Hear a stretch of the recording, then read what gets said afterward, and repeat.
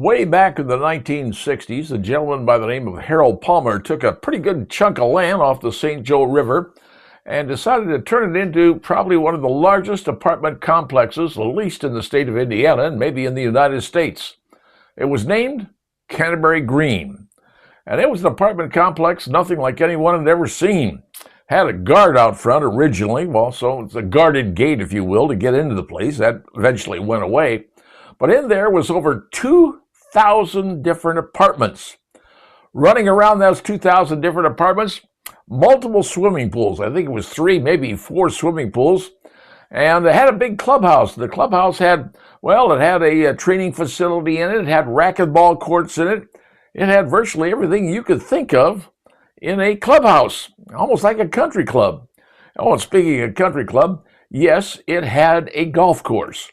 An 18-hole golf course. Now, it wasn't a gigantic golf course in the grand scheme of things, but it's a fun golf course to play for anybody who played it. They had long holes, short holes, par 3s, short par 4s. Fun hole to play. And throughout ran water. There was water ponds, there were streams, there was all kinds of things that could ruin your day if you wanted to.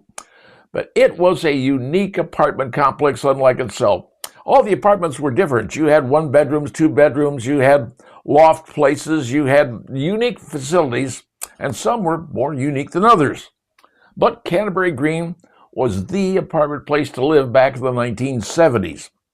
Matter of fact, if you were in your 20s or 30s, place you wanted to live in Fort Wayne, Indiana, if you wanted to live anywhere, especially if you were single, was Canterbury Green. I know because I lived in Canterbury from 1975 to like 1981 and saw everything that was going on. It was a place. If you were hip, you were cool. If you were, well, you wanted to be anybody, the place you lived in Canterbury. As a matter of fact, I remember there was swimming on Saturday. Everybody was at the pool having a good time. And then on Sunday, over to one of the parks playing volleyball. And you had a kegger there, and well, everybody was having a grand time. That was Canterbury back in those days. Canterbury was the place to live. Well, recently, the property was sold to another company for $207.7 million, probably the largest acquisition of its kind, because Canterbury was so big it had its own zip code. Canterbury Green was the place to live in the 1970s. Well, it's been sold, like I said, for $207 million.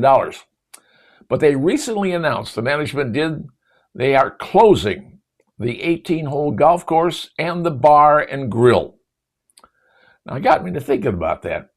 Closing the bar and grill, yeah, okay, it's a liquor license. They can sell that if they choose to.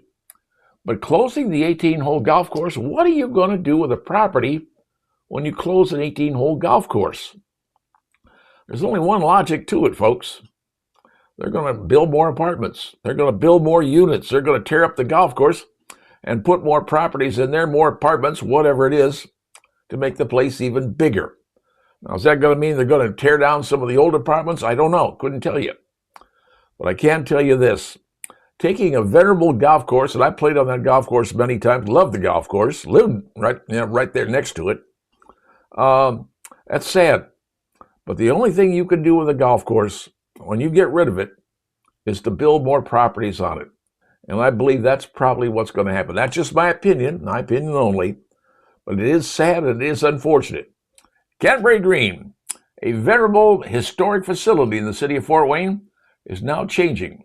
And the changes may not be what everybody likes. And now, you know.